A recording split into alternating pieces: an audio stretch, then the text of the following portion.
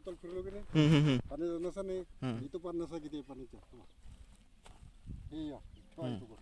थोडं असे दे दे. ही मोठी टपुरी नसा दोन दोन गोटे का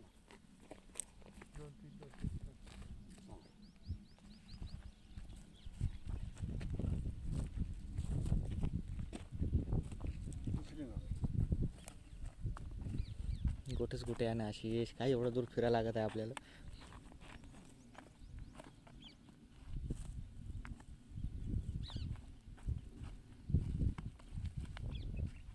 तिसरी नस पाच झरे ते विहिरीले किती झालं ना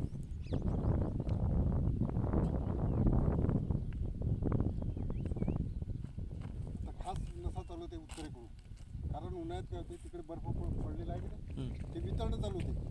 भारत देश असा उंच आहे मला एक तुम्ही आता शिकले मुंबई टू कलकत्ता मुंबईला पाण्याची लेवल 0 आहे कलकत्त्याला 0 आहे कारण सगळं महासागर लागून आहे अरबी सागर आहे इकडे इकडे बंगालचा उपसागर आहे.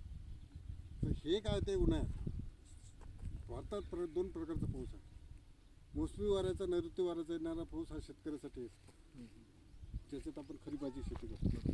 आता उलटाची शेती आहे तर हे काय होते आपला हिमालय कसा प्रत्येक रेल्वे स्टेशनवर जा समुद्र सपाटीपासून वर्धा हे शहर इतक्या उंचीवर आहे बडनेरा शहर इतक्या उंचीवर आहे धामणगाव इतक्या उंचीवर आहे नागपूर इतक्या उंचीवर आहे म्हणजे ते प्रत्येक टाटानगर असो भिलाई असो प्रत्येक याच्यात बिलासपूर असो तर प्रत्येक रेल्वे स्टेशनवर लिहिलं आहे सरकारनं सेंट्रल गव्हर्नमेंटनं हे शहर समुद्र सपाटीपासून आता काय होते हे आता इथे आपल्याला उंची दिसते.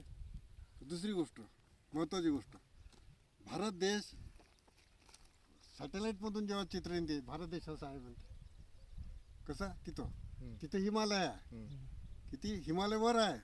आता ते वितळलेला बर्फ आहे संक्रांतीपासून वितळणं चालू आहे कारण ऊन तपते ना आता बर्फ थोडं हिमालय जिकडे तिकडे बर्फ आज अर्धी अमेरिका 18 कोटी लोक बर्फाखाली आहे आजच्या पेपरात हे बातमी लक्षात ठेव. हे बर्फ उतारावून पाणी होते ऊन जस्त ते वितळणं चालू होते तर ते पाणी इतकं फुरसणं येते तुम्हाला सांगतो इतकं फुरसणं पाणी येते ते आपल्या भारतात ज्या काही नद्या आहे जम्मू काश्मीरपासून गंगा सिंधू ज्या मोठमोठ्या आहे व्यास नदी आहे पंजाबची नदी आहे साऱ्या नद्या ह्या पाणी अंडरग्राऊंड ते काय ते पाणी नदीला डोह असतात डोह माहीत आहे ना डोह हे कशाचं असते चुनखडी जरी तिथं पाणी फिरते खूप प्रत्येक नदीला डोह असते.